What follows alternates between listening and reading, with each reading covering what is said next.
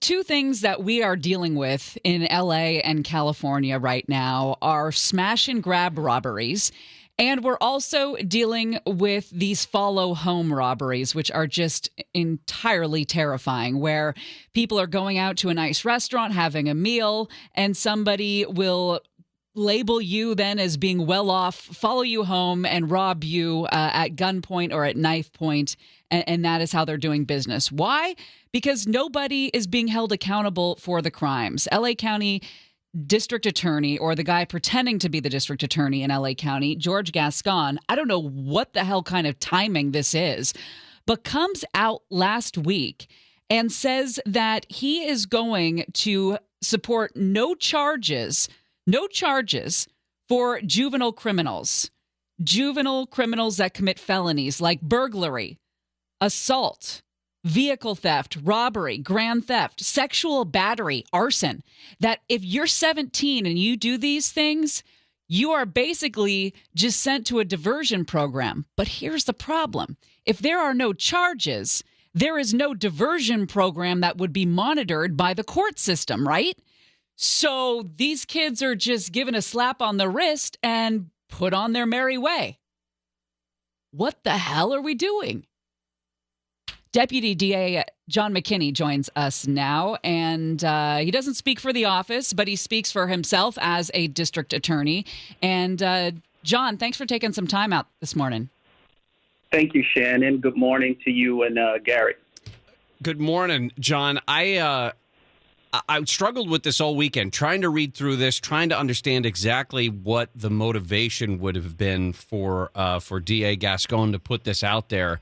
Outside of the timing, which Shannon referenced, do you feel like there is any amount of restoration here? I mean, considering that's one of the words that's used in the description of this thing, any restoration of these kids back into a beneficial role in society if they're not going to be held accountable?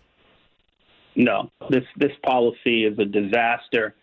No matter what your political ideology, no matter what your economic station in life is, no matter what demographic you belong to. When you look at a policy like this, you see several things. You not only see the most obvious, which is a lack of accountability, but you see a policy that is going to put a target, an even bigger target on the backs of these young people, because the message that's being sent to them, but not only them, but also older, more sophisticated criminals, is that these young people can now be used as mules, if you will, to commit crime for the older gang members and older criminals in our society.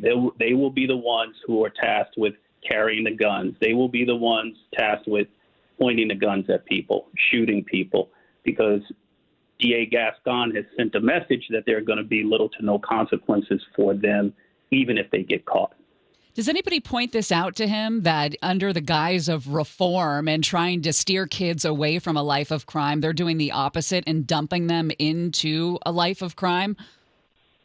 Well, that's hard to say. He surrounded himself, as you know, with top advisors who are straight from the public defender's office, people who have said some very controversial things about burning down the system and abolishing prisons and things like that. So it's hard to say whether or not they seriously consider how these policies are going to play out in society. I have to tell you, in looking at this memo, there are some impressive names on this memo. This memo is from the Chief Deputy District Attorney, Sharon Wu, who is a hand-picked chief deputy by Gascon, who has, from what I hear, a good reputation. She's probably the only person that he brought into the office who actually understands how things work and how they should work. She must be appalled that her name is on this memo that promotes diversion for serious and violent offenses. I can't imagine. There are other names on this memo who have long been associated with the DA's office, and these are quality people who have a lot of experience. It's hard for me to imagine what they're thinking right now, knowing that their names are on this memo. And you'll notice George Gascon's name is not on this memo. Wow. Do you think she has any, if she is appalled, if this is maybe like the straw that breaks a camel's back when it comes to her, do you think that she has the power to go in there and say enough is enough? We've got to at least remove the blanket directives and take these things on a case-by-case basis? Well, I think this one is going to be rescinded and or revised or totally rescinded today.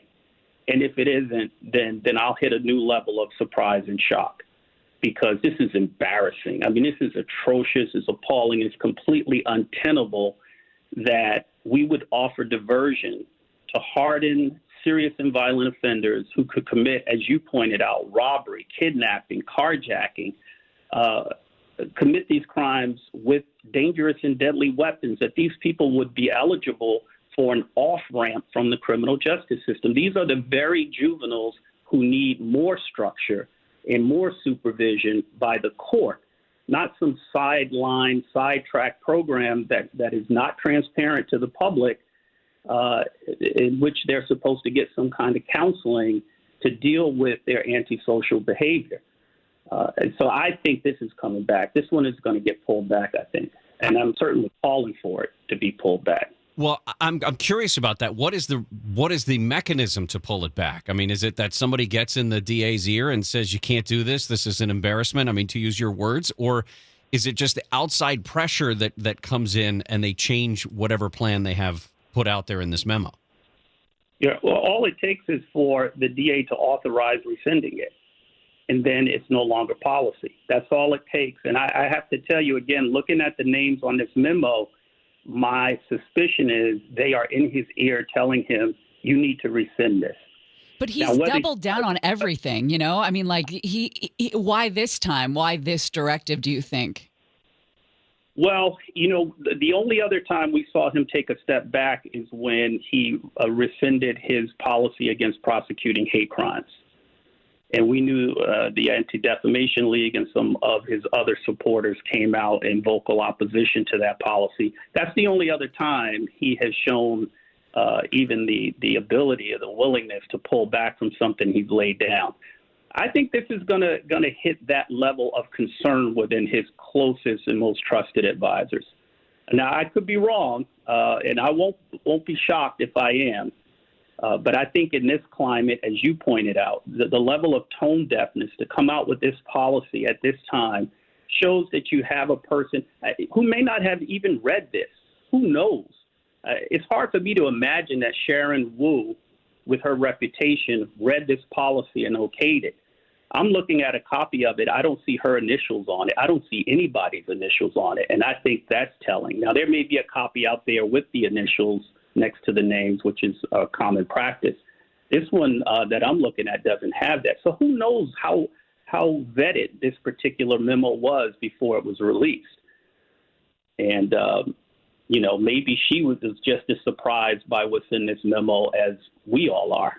Yeah. But that remains to be seen. We'll see how they handle it today. I mean, it should have been done already. It doesn't take much to rescind a memo. Well, Deputy District Attorney John McKinney, thank you for coming on. Thanks for the real work you do there in the prosecutor's office. We certainly appreciate it. All right. Thank you, guys. And let's see what happens with the DA's office in this memo today. Yeah, we'll see. We'll keep an eye on it, definitely. He brings something up that it almost sounds like a movie script gone bad, that if in the event that, you know, he's basically putting gangs in a position of recruiting the younger people to come in and commit the crimes. Mm-hmm. What if there was this is, you know, again, movie script, the conspiracy of he owes something to somebody. I mean, that he's doing this intentionally to I don't know, reward. I don't know. I don't think he knows how people live in the city and the pressures that kids face to be in gangs, and the pressure that they face once they're in the gangs for the elders to tell them what to go do.